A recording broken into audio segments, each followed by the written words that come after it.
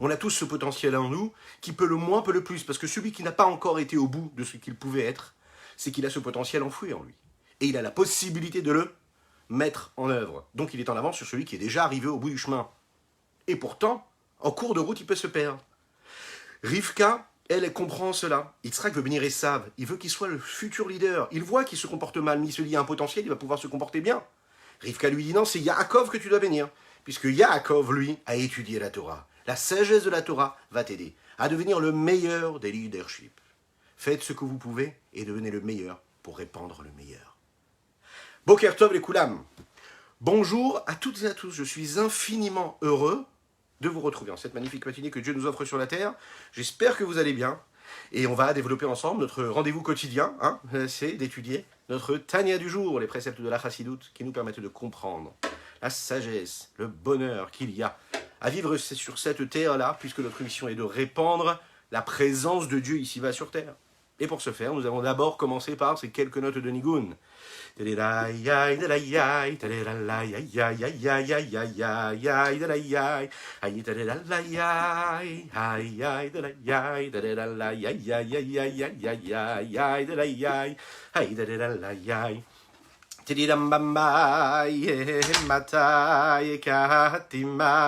ריר שיפוצו מנות החוצה, תדידיי,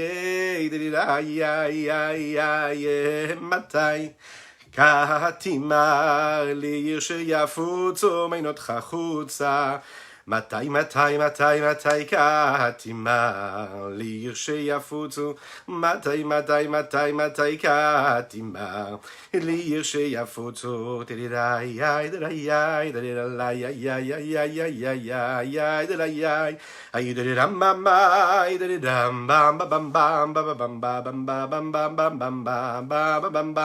Boker Tov, mon ami Laurent, Boker Tov. Boker Tov à ceux qui nous rejoignent également, dont je ne vois pas le nom exactement, que Dieu vous bénisse.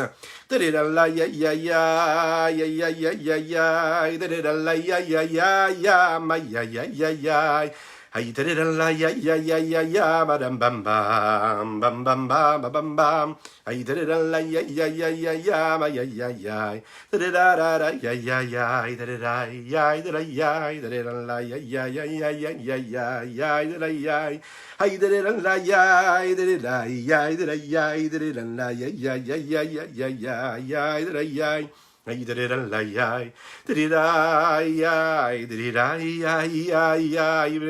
matai katimar lir sheyafutzo menot chachutza tedirai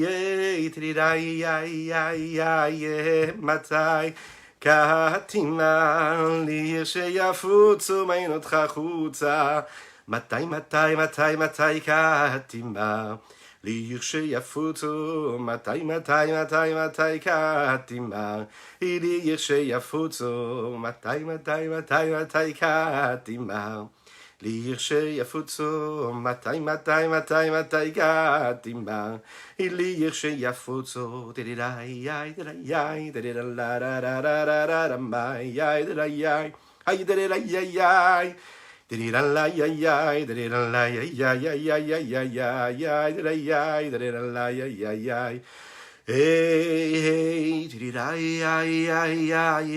matai katima lir sheyafutzu meinot chachutza matai katima lir sheyafutzu matai katima Lir sheyafutzo. Boker Tov les Koulam. Bonjour à toutes et à tous. Je suis infiniment heureux, comme je le disais juste avant, de vous retrouver dans cette magnifique matinée que Dieu nous offre sur la terre. Eh bien, notre Tania du jour va nous parler de différents mondes. Et il y a ces différents mondes, le monde dans lequel nous vivons, le monde de l'action, le monde de l'acte, le monde de la création, il y a différents mondes, le monde d'Atsilut, on le sait, on le développe tous les jours ensemble. Bon, comment ça nous touche à nous? Comment ça nous change notre vie, notre quotidien? Comment, si on va se faire vacciner de la 3e dose et que ça fait très mal, et on a quand même de l'énergie? Comment, si nos enfants travaillent pas comme il faut à l'école, on doit se dire qu'en fait, le but, c'est pas qu'ils travaillent bien, c'est qu'ils prennent des outils pour évoluer, pour devenir de grandes et de belles personnes. Oui ou non? Vous êtes d'accord? Si vous n'êtes pas d'accord, dites-le moi dans les commentaires, ça m'intéresse. Comment on va faire pour imaginer que ce que nous étudions ici a la possibilité de nous toucher à nous, notre cerveau, à toucher et influencer notre cœur. Il est dit comme ça dans les textes. Devarim ayotzim minalev nichnasim elalev. Ce qui sort du cœur entre dans le cœur. Oui, ce qui sort du cœur d'une personne, vraiment du cœur, ça entre dans la personne qui est en face. Alors, vous savez, dans la vie de tous les jours, que ce soit dans le couple, que ce soit, vous savez, dans l'éducation des enfants, parfois, on est parfois dans une situation où, regardez, justement, on va faire ce qu'il faut, on va initier, on va mettre en œuvre, et on va faire tout ce qu'il fallait, et on fait sortir du cœur ce qu'il fallait, et puis on a l'impression que ça ne rentre pas dans le cœur. Parfois, dans les relations humaines, que ce soit dans le couple, que ce soit dans la famille, que ce soit avec notre milieu social, que ce soit avec nos amis, au travail, etc., on a l'impression que le contact ne se fait pas comme il faut. Alors, je vous parle de ça parce que hier, justement, une personne qui nous suit m'a appelé pour me parler longuement de ce sujet-là. C'est-à-dire la liaison qu'il y a, le lien qu'il y a entre tout ce potentiel, toute cette richesse que nous développons à travers nos cours quotidiens, au Hachem, grâce à Dieu, et puis notre réalité, la vie de tous les jours.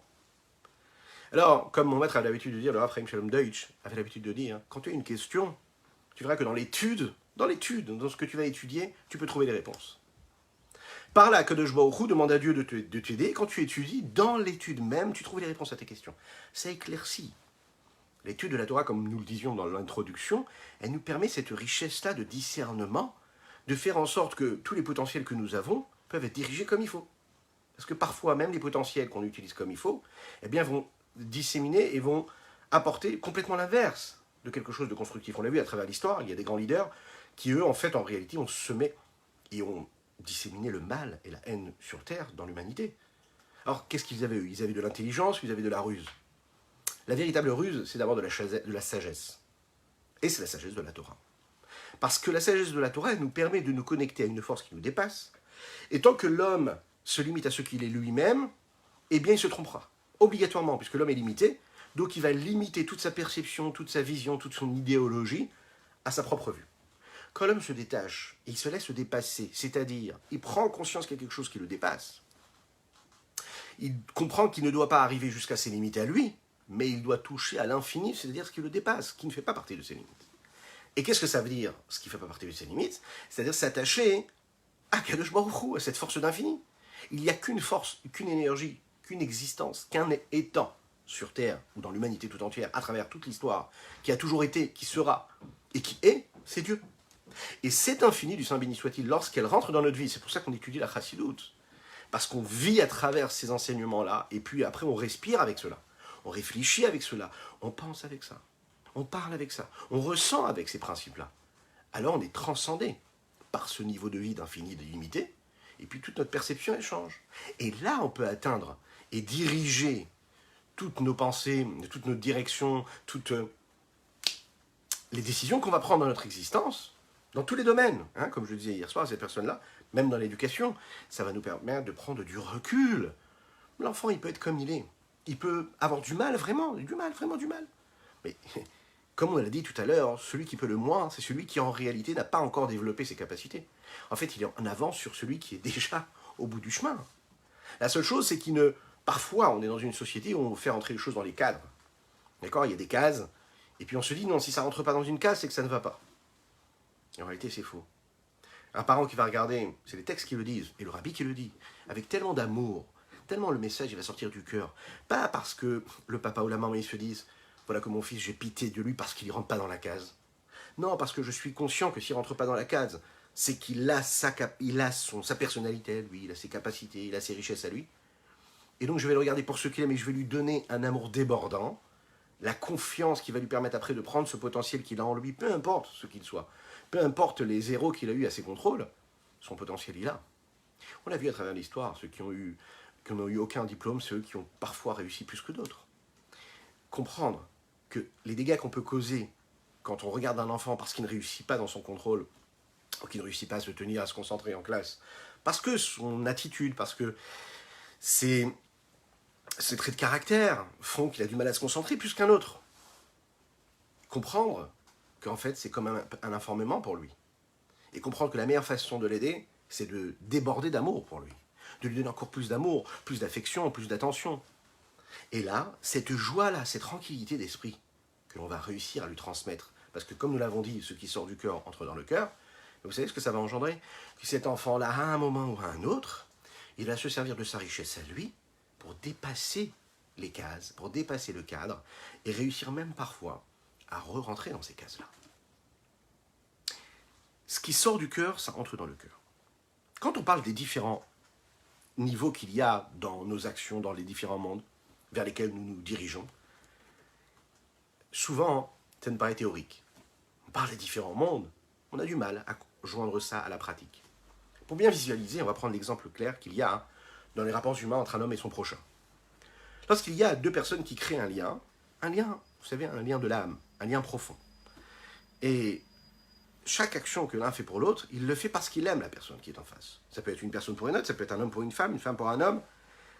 Tout ce qu'il va faire, les cadeaux, les attentions, l'aide, les bons mots, les regards, tout ce qu'il va faire, c'est pourquoi? Pour créer et susciter le renforcement du lien qu'il y a entre ces deux êtres. Mais on voit ici, dans ces exemples que nous avons donnés, ce sont les actions et les actes concrets qui créent et qui permettent de consolider ce lien-là et de créer ce lien, cette appréciation qu'il y a entre ces deux êtres. Pourquoi ce qui sort du cœur, ça rentre dans le cœur? Ben vous savez pourquoi? Parce que ce qui sort du cœur, il y a un sentiment, il y a une émotion. Donc automatiquement, ça va rentrer dans les émotions et ça va toucher les émotions de celui qui est en face. Et ça crée un lien qui est donc émotionnel. Si ça ne sort pas du cœur, comment est-ce que ça va rentrer dans le cœur? Ça ne peut pas toucher les émotions puisque ça n'a pas été, il n'y a pas des ingrédients d'émotion dedans, et donc ça ne pourra pas toucher le cœur. En fonction de ça, on pourra voir la différence qu'il y a entre les deux formes d'action qui sont nécessaires, et on peut les séparer en 4 niveaux différents. Ce qui sort du corps, ce sont donc les actions qu'un homme fait pour le prochain sans avoir une intention profonde. Il le fait parce qu'il a besoin de les faire ou parce qu'il s'est habitué à les faire. Ça ne sort ni du cerveau ni du cœur. C'est quelque chose de mécanique. Ça sort du corps. Ça ne crée pas de lien, réellement, entre deux personnes. Il y a ce qui sort du corps, ce sont ceux que nous faisons parce que nous aimons la personne qui est en face. Il y a ce qui sort du cerveau, c'est ce que nous faisons parce qu'on a compris qu'il fallait le faire après une analyse intellectuelle, après une réflexion, on a compris qu'il fallait faire telle ou telle chose pour l'autre. Il y a une forme de profondeur et de valeur à cela. Il y a quand même un équilibre qui est créé. Donc elles partent du cerveau, de l'intellect de la personne qui donne, et elles entrent dans l'intellect de celui qui reçoit. Il y a ce qui reste à l'intérieur. Ce sont donc ces actions que celui qui pourrait faire ne fait pas. Mais le lien qui est entre les deux personnes, c'est-à-dire qui est profond, il est tellement profond jusqu'à ce que, à tel point, vous savez, comme dans un couple, où parfois, la meilleure preuve d'amour, c'est quand il n'en a pas. Vous êtes d'accord avec cette belle parole? C'est la Chassidoute qui nous le dit. Ça veut dire, pas besoin de prouver. Pas besoin de se dire, pas besoin de se parler. Les grands maîtres et les grands tzadikim, ils ne parlaient pas beaucoup. Mais tout était dans un regard, tout était dans un geste, et parfois même pas un geste. C'est-à-dire que cet amour-là profond, c'est quand on est capable de ressentir ce que l'autre ressent, c'est d'être avec l'autre, d'être dans une union, une unicité qui dépasse tout. Qu'on n'ait même pas besoin de le prouver. Ça, c'est en mesure d'aller chercher ce qu'il y a de plus profond dans l'âme de l'homme. C'est-à-dire, je vais chercher le point culminant de l'âme de l'un pour le connecter à l'âme de l'autre. En conclusion, comment est-ce que ces 4 niveaux-là apparaissent à travers les 4 mondes que nous connaissons, à savoir Atzilut, Bria, Yetzira, Asiya. Quand il y a une forme d'abnégation totale, ça veut dire qu'il n'y a pas besoin de prouver quoi que ce soit. Ça veut dire que l'union, elle est intrinsèque, elle est transcendante. Alors à ce moment-là, c'est ce que nous appelons l'abnégation totale, Atzilut. Ça veut dire que servir Dieu, quand on le sert, c'est comme un véhicule, vous savez, qui est complètement soumis au bon vouloir de celui qui le dirige. Quand on est ce véhicule-là, quand on est cet outil, quand on est cet objet dans les mains de Dieu quelque part, ça veut dire que tout ce monde-là que nous côtoyons, et nous ne le voyons que dans ce qu'il y a de divin en lui, pas comme un moyen d'expression de la divinité, mais comme quelque chose de divin lui-même. Vous imaginez, on ne peut pas rester assis, on ne peut pas rester debout, on est obligé d'être en mouvement, parce qu'on est conscient qu'on est dans de la divinité. C'est les grands tzadikim, c'est nos grands patriarches, Abraham, Yitzhak, Yaakov, c'est Moshe Rabbeinu, les grands tzadikim, eux, ils ont réussi à vivre cette réalité, c'est-à-dire tellement transcendantale qu'elle est fait partir de la réalité de ce monde-là, tout en étant dans cette réalité du monde. Un peu comme Dieu l'est c'est-à-dire dans les limites du monde, tout en étant illimité, tout en étant infini. Le deuxième niveau, c'est ce que nous avons décrit à travers le sentiment intellectuel, c'est-à-dire quand on est capable de créer un lien intellectuel avec l'autre, et donc notre lien, notre contact se fait et se crée et s'installe dans le cerveau de l'autre, qui écoute notre développement intellectuel. Eh bien ça c'est Bria, c'est le monde de Bria, il y a déjà quelque chose qui a été formulé. Ça reste cérébral, ça reste élevé, mais ça reste quelque chose qui a été formulé. Ça c'est quand on est capable de servir Dieu en connaissant Dieu, en étant conscient de Dieu, c'est-à-dire qu'on travaille cette réflexion-là. On n'est pas dans cet état d'extase ou de transcendance que les patriarches avaient ou Moshe Rabbeinu, mais on réfléchit à la grandeur du Dieu. On se lève le matin, on regarde autour de nous, on se dit mais c'est magnifique, on respire profondément, on dit merci à Dieu de nous avoir donné la Neshama qui nous a donné pour la journée. Quand on sent nos faiblesses physiques, on se dit merci à Kadosh Baruch Hu de faire que parfois je suis en forme et que parfois je ne le suis pas et j'en prends conscience. On dit merci à Kadosh Baruch Hu d'avoir nos proches. On dit merci à Hachem de nous donner à manger, d'avoir un toit, Baruch Hachem. Et ceux qui n'en ont pas, on demande à Kadosh Baruch Hu de leur en donner. Pour tous ceux qui en ont besoin, dites, amen, ve amen. On remercie Hachem, on est conscient de ça. La conscience, la prise de conscience, quand on va sortir dans la rue, on va voir ce froid-là qui nous prend dans la rue. Cette pluie-là, la grandeur d'Hachem, ces petites fleurs-là qui n'y sont plus sur ces arbres, ou ces feuilles-là qui fanent et qui tombent. Elles sont jolies. Oui, c'est magnifique. Les belles fleurs et les belles feuilles d'automne. Magnifique. Ben ça, c'est la création de Dieu. Réfléchir, approfondir cette réflexion, ça fait naître en nous un désir d'amour et de crainte de Dieu. L'Echaim.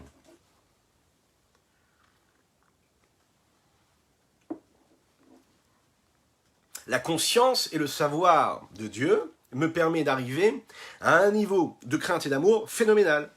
Mais ça reste une crainte et d'amour qui est bria. Le monde de Bria, c'est-à-dire celui qui est juste au-dessus de Hatzilut. Ça veut dire que ça reste quand même une crainte et un amour intellectuel, comme nous l'avons dit tout à l'heure, la transmission de quelque chose d'intellectuel. Pourquoi ?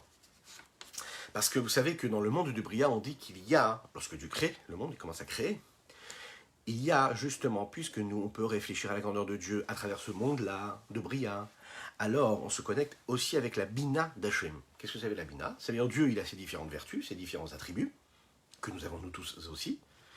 Et puis quand il apparaît à travers la bina, c'est-à-dire le discernement, l'approfondissement, et que nous on réfléchit aussi avec notre capacité de réflexion et de profondissement, alors on s'attache à ce bina, ce niveau de bina de présence de Dieu qu'il y a dans le monde de Bria.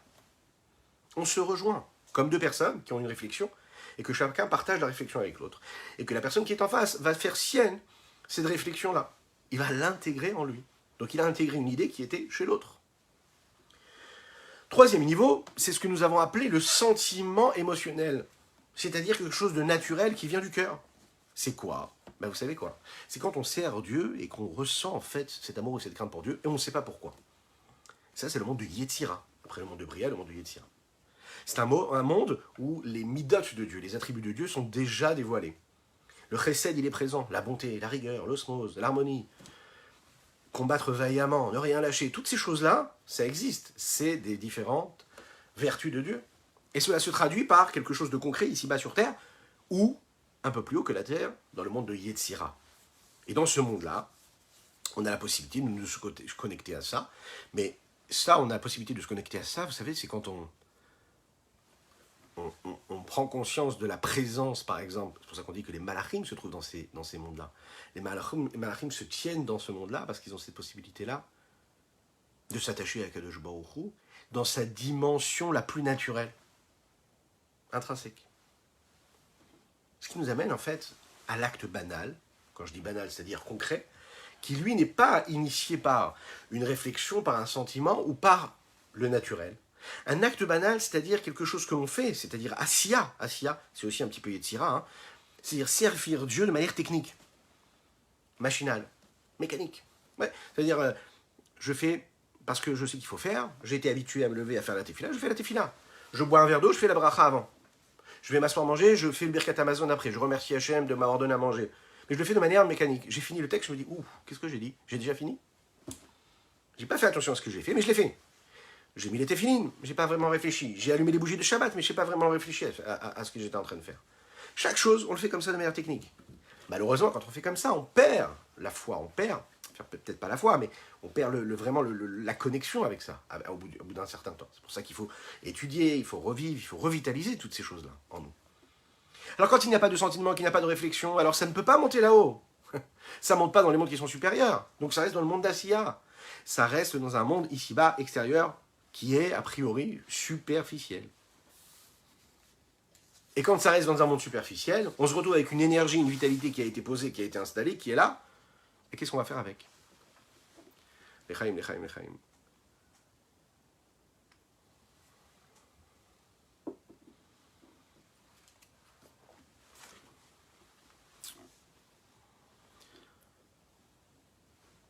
Lorsque l'on accomplit la volonté de notre prochain, nous avons deux possibilités. Est-ce qu'on est en train d'accomplir la volonté de l'autre? On remplit ce qu'il nous a demandé d'accomplir? Ou est-ce qu'on est en train de remplir notre propre volonté à nous? On s'explique. On me demande de faire telle et telle chose. Je fais telle et telle chose. Est-ce que je suis en train d'obéir à ma volonté de faire telle et telle chose parce que l'autre me l'a demandé? Ou est-ce que je suis en train d'obéir à la volonté de l'autre qui m'a demandé de le faire? La réponse elle est comme ça. Il faut savoir que tout véhicule a besoin d'un moteur. Chaque action a besoin de quelque chose qui la fait avancer, qui lui permet de se diriger d'un côté ou dans un autre. Quel est le mouvement? Qu'est-ce qui pousse une personne à faire ce qu'elle doit faire? C'est le sentiment, l'émotion. On l'oublie parfois. Mais en réalité, l'homme fait ou ce qu'il va aimer ou ce qu'il déteste. Ou il va faire un acte ou se détacher d'un acte parce que ça lui apporte du bien-être, ou parce que il veut s'écarter et partir de... Enfin, oui, s'écarter du mal-être que ça pourrait lui donner. Donc on est toujours motivé par cela. Alors qu'est-ce qui se passe dans la vie de chacun ici? Dans le sentiment, dans l'émotion, il y a deux sortes, deux espèces. L'amour et la crainte. Chaque action découle d'un de ces éléments-là. Ou j'aime l'action, ou je la crains. Et c'est pour ça que je suis obligé de la faire. En fonction de cela, on pourra comprendre les trois espèces de motivation et de moteur qu'il y a dans les rapports humains. Quand je fais pour la volonté de l'autre, parce que l'autre me l'a demandé, alors j'accomplis, je remplis sa volonté. Et ça, c'est possible que quand cette personne-là a un sentiment pour moi et que moi j'ai un sentiment pour lui. C'est la raison pour laquelle je vais accomplir ce que lui me demande. L'amour ou de la crainte. Ou bien parce que j'éprouve de l'amour, ou bien parce que je l'aime, et comme je l'aime, alors je veux accomplir sa volonté, ou bien parce que j'ai de la crainte, j'ai de l'honneur, enfin du kavod, je lui dois du kavod, je lui dois du respect, et comme je lui dois du respect, je vais agir comme il faut. C'est la raison pour laquelle la volonté de l'autre est plus importante que ma volonté. Donc je me plie à la volonté de l'autre parce que je le respecte, ou je le crains, ou je l'aime. Ça va être accepté et reçu par celui qui est en face comme quelque chose, comme une action qui est positive. Lorsque je fais maintenant un deuxième niveau pour moi, c'est-à-dire que j'accomplis pour ma propre volonté. C'est-à-dire que dans une certaine mesure, je n'ai aucun sentiment pour l'autre en réalité. Je cherche mon propre intérêt à moi. Donc même si je vais faire la volonté de l'autre, je fais la volonté parce que ça m'intéresse à moi. Alors c'est plus compliqué. Il faut qu'il y ait un moteur à cela. Il faut que je puisse avoir un intérêt personnel. Même si je vais dire après à l'autre, ah tu sais c'est pour toi, ah tu sais j'ai fait ça c'était pour toi, vraiment, ah tu voulais, ah génial je l'ai fait. Mais au fond de notre cœur, parfois on peut penser complètement à autre chose. Hein, on pense à nous. On se dit oui grâce à ça j'ai réussi à gagner quelque chose, j'ai un intérêt personnel. Ou bien vous savez quand par exemple on fait quelque chose on dit waouh, qu'est-ce que je serais capable de faire pour toi? Qu'est-ce que je serais capable de faire? C'est tellement compliqué. Oh, mais t'imagines ce que j'ai fait? J'ai passé la journée pour toi. Et en réalité, au fond de nous-mêmes, on sait très très bien que nous, ça nous a apporté un intérêt phénoménal, exceptionnel. Alors ça veut dire que je fais pour moi. J'accomplis une forme de volonté, mais je l'ai fait pour moi. Derrière cette action, il y a un intérêt personnel. Par exemple, j'ai gagné quelque chose, j'ai eu une satisfaction, j'ai reçu aussi une forme d'honneur, parce que comme j'ai accompli ce qu'il fallait, eh ben, ça m'a apporté un respect auprès de l'autre. Donc j'ai quand même tiré un profit de cela.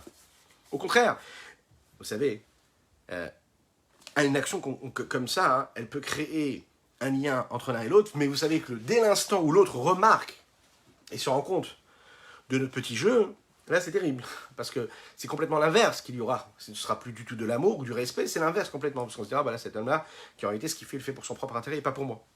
Donc ça peut être terrible. Et puis il y a les coups de la routine, c'est-à-dire le troisième niveau. Tout ce qu'on est capable de faire, mais de manière habituel. C'est ni pour accomplir la volonté de quelqu'un, c'est ni pour accomplir ma propre volonté, mais je le fais parce que je suis habitué à le faire de manière constante. C'est comme ça, tous les jours. Je le fais parce qu'il faut que je le fasse. Une action comme ça, eh bien, elle ne va rien faire, en réalité. Je fais les courses à la maison parce qu'il faut que je les fasse. D'accord? Je fais tout ce qu'il faut. L'épouse, par exemple, va faire tout ce qu'il faut dans la maison. Elle le fait de manière mécanique. Elle s'occupe de tout. Des enfants, elle s'occupe de la maison, elle s'occupe d'aller travailler parfois, elle s'occupe de tout ce qu'il faut. Le mari fait tout ce qu'il faut. Et puis quand ils rentrent le soir à la maison, eh bien, ils ont du mal à retrouver. Ils ne comprennent pas pourquoi ils le font. C'est-à-dire qu'ils le font de manière mécanique. Est-ce que ça arrive? Oui, ça arrive. Parce qu'en fait, chacun fait ce qu'il faut. Il le fait parce que c'est la routine. Mais est-ce qu'il le fait parce qu'il est en train de prouver et montrer qu'il le fait pour faire plaisir à l'autre? Non. Tout se joue à cela, en fait, en réalité. Tu fais tout ce qu'il faut. Tu poses le couvert pour ton mari le soir. Ok? Bon. Lui, il est parti étudier la Torah. C'est pas parce qu'il est parti s'amuser. Il est parti étudier la Torah. Donc toi, tu es une épouse vaillante. Alors tu lui prépares un bon repas. Ne vous inquiétez pas. Hein, c'est pas que je cantonne les femmes à ça. Pas du tout. Parce que le lendemain, c'est elles qui vont aller étudier la Torah. Et le mari préparera le dîner pour les enfants. Mais en tout cas, qu'est-ce qui s'est passé à ce moment-là? Je peux le faire de deux façons. Je le fais parce que je suis obligé, bien je le fais parce que ça me fait plaisir et je montre que ça me fait plaisir. C'est pas pareil du tout. Quelle est la différence? La différence, c'est que je n'ai rien montré, je l'ai fait de manière mécanique. Donc le lien, là, est-ce qu'il est renouvelé? Est-ce que j'ai créé un lien avec mon épouse ou avec mon mari à ce moment-là? Non. J'ai révisé les devoirs avec mes enfants. Bon, comment est-ce que je l'ai fait? Est-ce que je l'ai fait avec de l'amour ou est-ce que j'ai montré à mon fils que j'étais obligé de m'asseoir avec lui pour réviser avec lui? Est-ce que j'ai fait des exercices de maths avec ma fille ou mon fils parce que j'étais obligé de le faire ou parce que je pense que c'est bien pour lui? De quelle façon je le fais?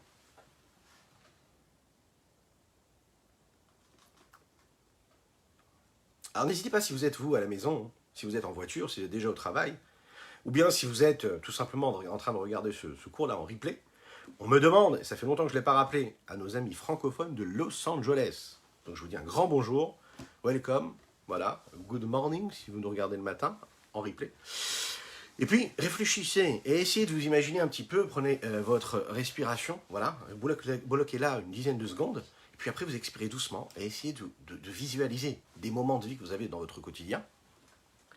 Et dites-vous, allez, pourquoi est-ce que je fais ça? Est-ce que je le fais pour la volonté de l'autre, pour accomplir sa volonté? Est-ce que je le fais parce que j'ai un intérêt personnel? Ou est-ce que je le fais de manière mécanique et ni pour moi et ni pour l'autre? Ça peut nous apporter, vous savez, ça, hein, énormément de choses. Ça peut nous apporter une joie phénoménale. Ça peut transformer notre existence d'être conscient de cela. Ça donne du goût, ça donne de la saveur et ça rajoute les ingrédients qui sont nécessaires. Chaque fois que nous faisons ce que nous faisons, c'est-à-dire un acte de Torah, une mitzvah, une étude, eh bien on est en train de nous connecter à différents mondes. Nous l'avons dit, dans ces différents mondes, il y a le monde d'Atzilut, Bria, Yetzira, Asiya. Lehavin Mashekadu Beshar Aichudim Perikbed Alide Torah Shelo Bekavanan Ivraim Malachim Beolam Yetzira. Lorsque nous faisons les choses mais sans raison quelconque, ça veut dire qu'on va étudier la Torah, mais sans vraiment avoir une bonne intention. On le fait comme ça. Alors Nivraim Malachim Beolam Yetzira. Ici, le Admor HaZaken, Rabbi Shnon Zaman nous dit, on réussit à créer des anges du monde de Yetzira. Vesham, c'est ce que dit Rabbi Chaim Vital dans le Sha'ar HaYichudim.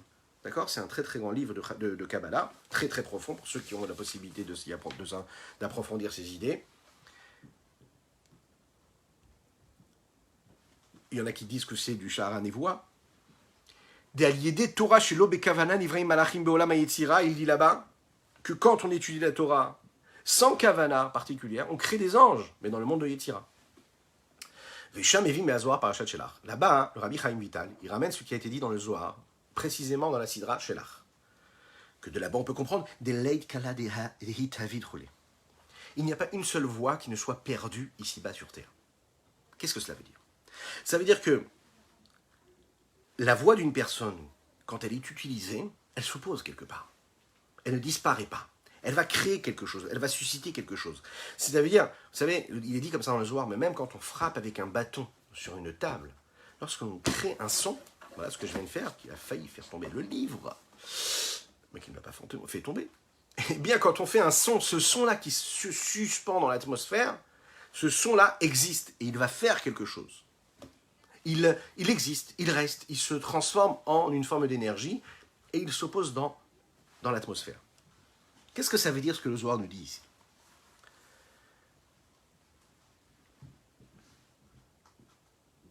Cette influence que c'est capable d'apporter, on n'est pas toujours capable de savoir et de distinguer ce qu'elle apporte, vraiment, parce on ne voit pas spirituellement l'impact que cela peut avoir. Mais prenez par exemple un son, une voix, des paroles qui ont été prononcées, qui prononcent des belles choses. C'est la raison pour laquelle on dit que quelqu'un qui parle bien, il engendre le bien. C'est que la parole, le son de la voix, il y a en lui quelque chose, il sécrète une énergie, une lumière, une présence divine. Lorsque je l'utilise à bon escient, je crée du bien. Lorsque Shalom, que Dieu nous en préserve, on dit des mots négatifs, on engendre l'inverse. Donc c'est pour ça qu'il faut faire très attention à la parole. Barkala de Uraita Utslota de Salik Uvaka Roulé. Il faut savoir que faire sortir la voix et prononcer des mots de Torah, de Tefila, ça monte et ça transperce tous les cieux. Ça veut dire que la Torah et la Tefila ne restent pas en bas, mais ça monte vers le haut. Ça veut dire que ça atteint des niveaux supérieurs et des mondes supérieurs. Quand je vais prononcer un mot de Torah, eh bien cette parole-là, elle va voyager. Elle traverse un monde, et puis un monde, et puis un autre monde. Prendre juste conscience de cela, déjà, ça nous donne des forces. De se dire que quand on fait la tefila, on pourrait croire que c'est juste une contrainte, on doit faire la tefila et partir travailler. On doit se dire que chaque mot qu'on va prononcer, qu'on va entendre, eh bien on est en train de le faire voyager, il va transpercer tous les mondes. Veine, et voici donc. Mikavanat tefila nivru malachim baolam abriya kemo mikavanat Torah. Quand on a une bonne kavana, quand on fait la tefila, c'est-à-dire qu'on a une bonne intention, une bonne réflexion, et on est concentré sur ce qu'on dit, alors on crée des anges qui, eux, seront dans le monde de Bria. Comme par exemple quand on a la kavana dans la Torah. Ici, il est en train de mettre au même niveau les deux. C'est-à-dire qu'elles montent de niveau. Elles étaient à un niveau, elles montent à un autre niveau. Elles sont arrivées à Yetzira, elles montent à Bria. Ou belo kavana, ni traite les matas les gamrés. Attention, écoutez bien ça. Si on n'a pas la bonne kavana, vous savez ce qui se passe? Eh bien, la Torah, elle est repoussée en bas. Elle est ici bas. Vous connaissez cette magnifique histoire? Je pense que c'était du Baal Shem Tov. Oui. Il rentre dans une synagogue. Je crois que c'est le Baal Shem Tov. Et il rentre là-bas, il dit, waouh, mais elle est magnifique votre synagogue. Ah bon, elle est magnifique? Oui, bon, elle n'est pas si belle que ça. Non, mais elle est magnifique. Je sens qu'il y a énormément de paroles de Torah. Et je sens énormément de paroles de Tefila qui ont été prononcées. Les responsables de la synagogue sont heureux comme tout. Ils applaudissent. Waouh, c'est-à-dire qu'on a une belle communauté, on a une belle synagogue, et puis elle est remplie de Torah et de paroles de Tefila. Et là, le Baal Shem Tov, il leur dit, non, mais je crois que vous n'avez pas compris. En fait, ces paroles de Torah, elles ne doivent pas être là. Elles ne sont pas montées là-haut. Ces paroles de Tefila, elles ne sont pas montées là-haut. Les paroles de Torah et de Tefila ne doivent pas rester sur terre. Elles doivent voyager. Comment est-ce qu'elles peuvent voyager? Quand elles sont prononcées avec une belle kavala, quand j'ai une bonne concentration, quand j'ai une bonne direction de pensée. Alors là, je fais voyager la lettre, je fais voyager le mot, je fais voyager l'idée. Je me connecte à un monde, et puis à un autre monde, encore un autre monde. Elles ne sont pas là pour rester ici-bas. Vous avez compris un peu l'idée? Il leur dit, oui, vous pensez que c'était un compliment, mais non, pas du tout. Vous n'avez pas fait assez voyager, et on l'imagine bien, il va leur donner la technique pour travailler, et pour faire en sorte que ces paroles de Torah puissent monter là-haut. Donc, quoi qu'il en soit, que ce soit des mots de Torah ou des mots de Tefila, c'est la fonction. Comme il dit ici, une fois qu'on a réussi à faire cela, on les fait voyager, et quand on ne réussit pas, alors elle est repoussée ici-bas.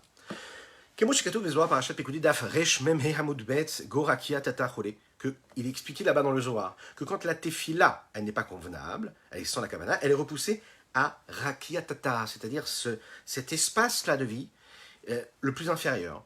C'est le dernier de tous, d'accord? C'est-à-dire le monde dans lequel nous vivons.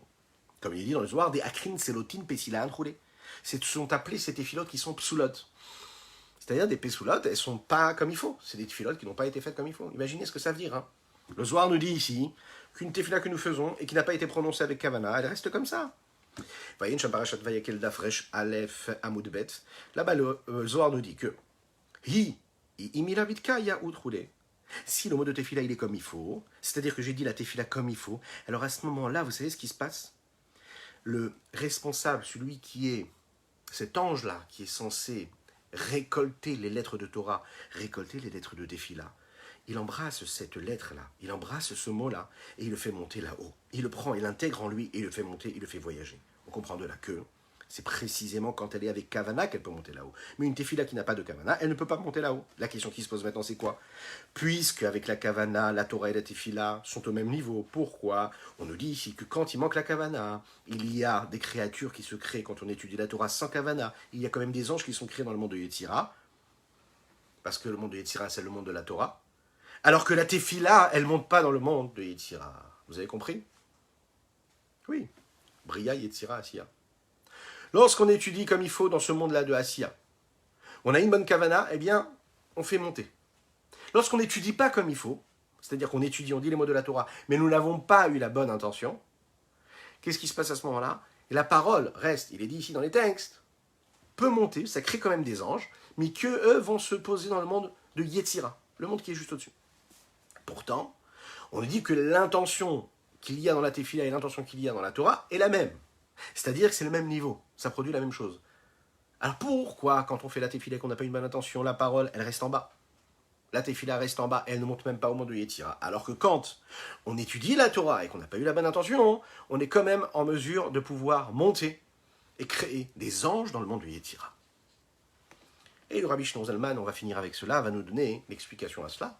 Il va nous dire que la différence qu'il y a entre la Torah et la Tefila, elle est en cela. C'est-à-dire, quand on fait la Torah, on va le comprendre tout seul. La différence qu'il y a entre une Torah, une étude sans intention, et une Tefila sans intention, c'est compréhensible de lui-même. Qui lit la Torah? Quand on étudie la Torah sans avoir une bonne intention, ça veut dire quoi? Il comprend et il sait, il saisit ce qu'il est en train d'étudier.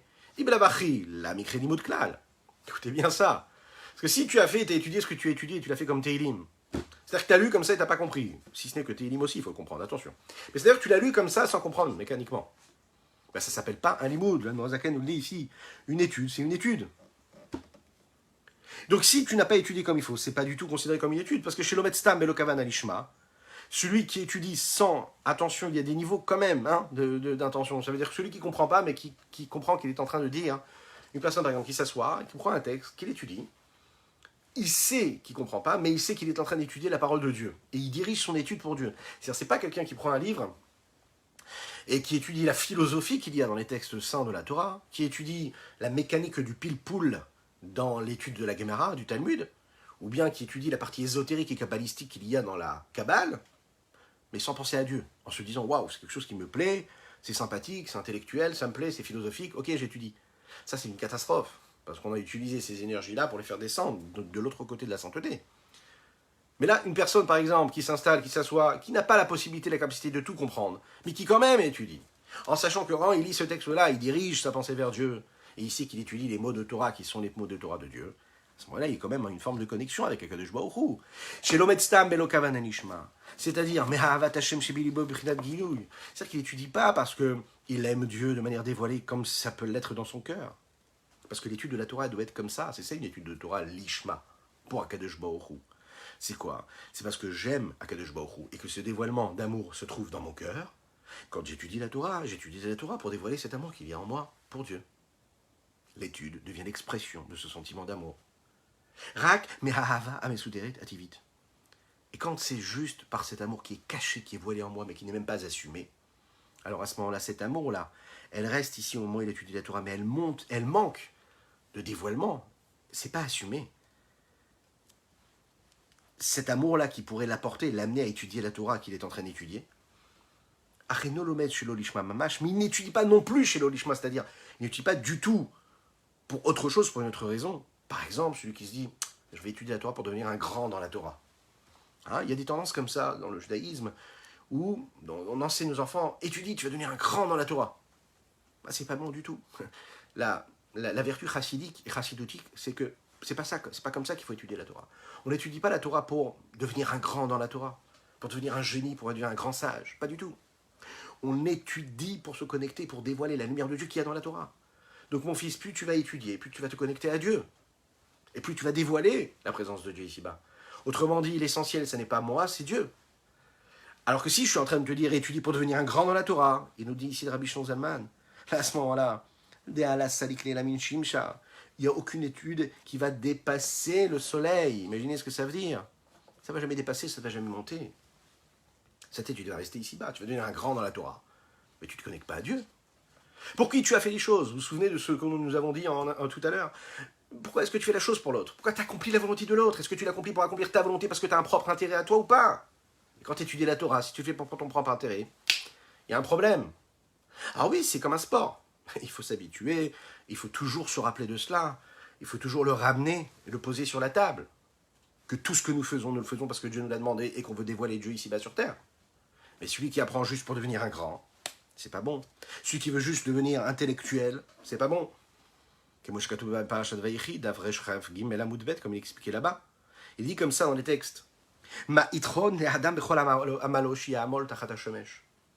Quelle est la particularité? C'est dans Kohelet qui est dit comme ça. Mais qu'est-ce qu'il y a de supérieur ici-bas à tous les efforts qu'on est capable de faire ici-bas sur terre? Et qu'est-ce qu'on dit comme ça? Les textes nous disent Tachat Hashemesh, sous le soleil, il n'y a rien. Il n'y a pas de valeur ajoutée. Les Malam Hashemesh Yeshitron. Au-dessus du soleil, là il y a une particularité, il y a une supériorité, là il y a une valeur ajoutée. Qu'est-ce que ça veut dire? Si ce que tu fais, tu le fais parce que tu veux rester et que tu engendres des vitalités, des lumières, des présences, des énergies qui vont rester ici-bas sous le soleil, ça ne vaut pas le coup. Ça n'a pas lieu d'être. À quoi bon? Si tu fais tout ce que tu fais en dirigeant tout ce que tu fais vers quoi? Vers les Malam Hashemesh. Ça veut dire pour ce qui est au-dessus du soleil, ça veut dire pour Dieu. Alors à ce moment-là, Yesh Yitron. Parce que sinon, comme il dit ici Shlomo HaMelech, mais à quoi ça sert tout ce travail, toute cette fatigue, tous ces efforts constants tous les jours de notre quotidien, toute notre vie? Des mois, des années, des semaines entières, des journées, des heures, des minutes, des secondes, d'énergie, d'efforts. Eh bien non, c'est pas toujours facile. Alors, pourquoi? Alors à quoi bon tout ça? À quoi bon quand on laisse tout sous le soleil? Mais quand tu es capable de faire dépasser tes efforts qui sont ici-bas sur Terre, tu les fais dépasser de ton propre intérêt à toi personnel, de ce que tu veux emmagasiner, que de ce que tu veux posséder pour toi, mais ça peut être même spirituel, pas seulement matériel. Alors à ce moment-là, Yeshitron, là il y a une valeur ajoutée, là ça valait le coup. Lechaim, lechaim. Vaïno Mishum. Et pourquoi? L'intention et la pensée de l'homme, c'est-à-dire la direction vers laquelle il se dirige là. Il est en train de faire quelque chose, il ne le fait pas pour quelconque intérêt, quelconque honneur qu'il va pouvoir recevoir grâce à cela. Sa pensée, son intention, elles s'habillent, prennent forme dans les lettres de la parole. Ces lettres de la parole qu'il est en train d'exprimer, qui, elles, vont formuler ces mots, ces idées-là, de Torah. Et le fait que lui-même, il ait cet intérêt-là, vous savez ce que ça crée? Ça crée l'inverse du sacré. Ça crée quoi? Ça crée la clipa. La clipa, qu'est-ce que c'est la clipa? C'est l'écorce. L'écorce, ça veut dire c'est une énergie qui va bloquer. C'est quelque chose comme ce qui va bloquer, qui va entourer le fruit, et qui fera que je ne pourrai pas manger le fruit. Lorsque je fais une très très belle action, une très belle étude, mais j'ai dirigé ça pour mon kavod, pour mon honneur, pour ma satisfaction personnelle, mon intérêt, eh bien c'est comme si j'avais mis une chape, vous savez, quelque chose que j'ai bloqué, voilà. J'ai fait couler une dalle de ciment, de béton, et en fait je l'ai bloqué. Donc elle ne peut plus monter là-haut en fait. C'est magnifique, j'ai étudié, j'ai été en connexion avec la sainteté, tout ce que vous voulez. Comme je ne l'ai pas dirigé vers Dieu, et que j'ai pris de tirer un propre intérêt, alors il y a une clipa, il y a une écorce, c'est quelque chose qui va la bloquer. Et donc elle ne peut pas monter. Elle stoppe les mots de la parole, elle stoppe les lettres, elle stoppe ces énergies que j'ai réussi à faire passer à travers la tefila et l'étude de la Torah. Vachinami. Et c'est ainsi comme ça aussi pour la tefila, il nous le dit ici. Chez l'obe kavana. Quand une personne fait la tefila mais sans avoir la bonne pensée, sans penser à Dieu, sans penser ce qu'elle est en train de dire, c'est pour Dieu. Alors bien sûr, c'est un niveau de penser à chaque mot, chaque lettre et d'être connecté dans chaque chose, dans chaque mot qu'on est en train de dire la tefila. Bien sûr, c'est un niveau. On doit travailler pour cela. C'est pas facile, comme je le disais à une personne qui me posait la question à travers les questions des cours. Oui, mais on n'y arrive pas. C'est impossible de prier, de penser à chaque mot, chaque lettre. C'est un effort considérable. On n'y arrive jamais. Enfin, pas toujours. Et ça prend un temps fou. Alors, vous savez ce qu'il faut faire dans ces cas-là? Il faut se dire, voilà, la tefila, quand je la commence, j'ai une direction globale de pensée où je sais que je prie Dieu. Et pendant toute la tefila, je vais essayer de garder ce cap-là. Et de me dire, voilà, mon objectif, il est là, comme un phare dans la nuit de mes doutes. Il est là, je le vois en grand. C'est la raison pour laquelle je fais ma tefila. C'est la raison pour laquelle je fais ces mitzvot-là. Je m'habitue, comme un sportif, je m'entraîne à créer ce mécanisme-là intellectuel, cérébral et émotionnel. De tout ce que je fais, je le fais pour Dieu. Ok, c'est global. Maintenant, parfois, je vais m'oublier. Pendant l'action, pendant la parole de Torah, pendant la tefila, j'oublie quelque part. Alors, je vais m'habituer, par exemple, à prendre une partie de la tefila. me dire que pendant un mois ou une semaine, je vais travailler 2 lignes de la tefila, même pas plus. Une bénédiction de la Hamida, 2 bénédictions de la Hamida. Et je vais vivre avec pendant une semaine. Ou je vais vivre avec pendant un mois. Et une fois que ça, je l'ai intégré, j'ai créé un mécanisme en moi qui est assez facile. C'est comme le sportif. Quand il a habitué son corps à faire toujours le geste, eh bien ce geste-là, il le fera de manière beaucoup plus facile. Il a délié ses muscles. Ouais. Et ensuite, le mois d'après, je vais travailler encore un autre muscle. C'est-à-dire que je vais dire, voilà, je vais prendre une autre partie de la tefila, ou une autre partie de Torah que j'étudie, et je vais essayer de la diriger de manière la plus noble possible. C'est-à-dire la plus dirigée vers Dieu, vers Akadosh Baruch Hu. Quand je réussis cela, alors à ce moment-là, petit à petit, je deviens un être meilleur, je me dépasse, je quitte tout ce qui va bloquer, tout ce qui crée des carapaces et qui bloque ces énergies-là que j'ai suscitées dans ma connexion avec le spirituel. Tila shelo bekavana, chez Mechashem achashavat zarot, par exemple, celui qui va malheureusement avoir des mauvaises pensées. C'est même pas qu'il ne pense pas comme il faut, qu'il ne dirige pas comme il faut, mais il a des mauvaises pensées, des pensées étrangères à la tefila. Alors comment est-ce qu'on fait avec cela? Comment est-ce qu'on va faire? Est-ce que ça reste en bas? Ça peut remonter là-haut? Est-ce qu'il y a une réparation à cela? Et là, maintenant, chez Kavanato la Shamaïm, puisqu'il a globalement une kavana pour Dieu, ça veut dire qu'il prie qui? Il prie Dieu. Alors, à un moment, j'ai des pensées étrangères qui viennent dans la tefila. À un moment, j'ai pensé au loyer qu'il faut payer. À un moment, j'ai pensé aux soucis des enfants. À un moment, j'ai pensé aux vacances que j'ai envie où j'ai envie d'aller en vacances. À un moment, j'ai pensé à un commerce que je pourrais développer. À un moment, j'ai pensé à mes soucis, chas v'shalom, à mes tracas, chas v'shalom. J'ai pensé à autre chose que Dieu. Alors, ce petit mélange-là, il faut savoir que c'est pas grave. C'est-à-dire qu'on ne va pas nous en tenir rigueur parce que nous avions une vision globale, une intention globale de prier Dieu. Et qu'est-ce qui va se passer alors avec ces paroles-là qui ont été prononcées et qui ont été mélangées à des pensées étrangères? Alors le Rabbi Shimon Zalman nous dit ici, l'écart yeshla tikkun, beka la chazor vela alot. Il y a une réparation à cela, il y a une façon de trouver une solution très facilement, de revenir à elle et puis d'aller la chercher, cette mauvaise pensée, et puis, ou cette pensée qui a été, ou cette parole qui a été influencée par une mauvaise pensée, prendre cette parole-là, de la ramener, de la faire remonter. Comment on va faire? Eh bien, si un jour je me pose, alors ça peut être chez moi à la maison, ça peut être dans mon salon, ça peut être à la synagogue, je m'isole un petit peu de côté. Ça peut être un jour comme ça où je sens que je suis inspiré. Ça peut être un jour où je vais voyager en Eretz Israël, parce qu'on nous laisse rentrer en Eretz Israël. Je vais au côté de la Maravi, je me mets dans un coin. Je vais sur le Kever Rachel, je me mets dans un coin. Peu importe là où on va. Et on se dit, voilà, je vais prier là, toute la tefila, du début jusqu'à la fin, en me concentrant, en dirigeant toutes mes pensées vers Dieu, en écartant, comme le dit le Tanya, en repoussant avec les 2 mains toutes les pensées étrangères qui viennent se poser sur nous et nous déranger. On est capable de d'élever toutes les autres téphilotes qu'on n'a pas pu prononcer comme il fallait, qu'on n'a pas eu les bonnes intentions. On relève, ça rattrape toutes les mauvaises pensées qu'on a. C'est la raison pour laquelle, quand on arrive à Yom Kippour, on le dit, une tefila qu'on fait avant Kippour et qu'on est capable de faire comme il faut, ça peut ramener et faire remonter toutes les tefilotes de l'année qu'on a fait de manière comme ça, rapidement, parce qu'on est parti faire les courses, on n'a même pas eu le temps de faire mincha, et voilà que le soleil se couche, et on se met dans un coin, comme ça, entre 2 voitures, et on craint les gens qui passent, on n'a pas envie de se faire remarquer, qu'on fait la tefila comme ça rapidement, et qu'on avale les mots. Mais bon, au moment où on l'a fait parce qu'on savait qu'il y a un Dieu sur terre, on savait qu'on a envie de le servir, on le sait, on est conscient, on n'a pas eu toutes les bonnes pensées. Eh bien, ce jour-là, on va faire la bonne tefila, on va ramasser tout ce qu'il fallait, et tout ce qui était resté comme ça, et qui était laissé pour compte. Comme il est dit là-bas, dans ce Mikdash Melech, là, dans ce livre de Kabbalah. Donc, quoi qu'il en soit, la Torah qui n'a pas été dite avec une bonne intention, elle est élevée, elle se monte, elle peut s'élever encore plus facilement que la tefila, quelque part. Quand on dit facile, tout ça c'est relatif. D'une tefila qui n'a pas été dite avec Kabbalah, parce qu'on a dit que les mots de Torah, elles montent au monde de Yetzira, créent des anges dans le monde de Yetzira. Parce que de la Torah, qui n'a pas été faite avec Kavana, il y a ces anges qui sont écrits. Hein. Par contre, la tefila qui n'a pas la bonne Kavana, elle est repoussée ici-bas. D'un autre côté, on voit que quand il n'y a pas de Kavana dans la Torah, c'est basé sur quoi? Ça veut dire que je ne permets pas à cette Torah de monter parce que j'ai mon intérêt personnel. Alors à ce moment-là, c'est pas considéré comme il faut. C'est la raison pour laquelle vous savez ce qu'il est dit. Leolam ya'asok adam betorah mitzvot shelo lishma, shemitor shelo lishma balishma. Qu'est-ce que ça veut dire? C'est-à-dire que quand un homme, il doit toujours faire les mitzvot. Alors qu'est-ce que je fais? J'ai pas les bonnes intentions, je cherche toujours mon intérêt. Alors je dois arrêter de faire les mitzvot. Je vais me dire, je suis pas bon, il vaut mieux que j'aille faire autre chose. De toute façon, je cherche mon intérêt. Ça vaut pas le coup de blasphémer des mitzvot d'Akadosh Baruch Hu pour mon propre intérêt. Et là, on te dit, non, pas du tout.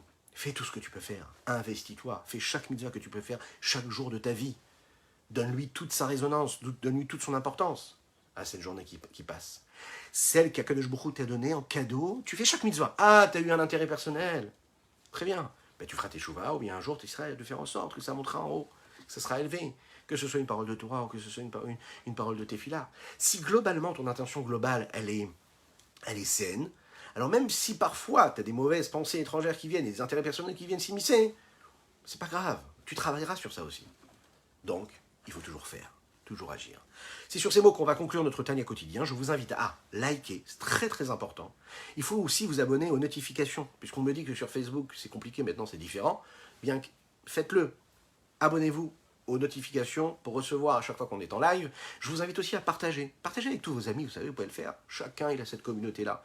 Et ces mots de Torah peuvent, de la même manière qu'on les transmet ici, être transmis à d'autres, et vous aurez le mérite de cela, peuvent changer l'existence d'une personne. Donc faites-le, partagez avec vos communautés respectables, que ce soit sur Facebook, Insta, sur tous les réseaux, faites-le, c'est important. À très bientôt, que Dieu vous bénisse et qu'il vous protège.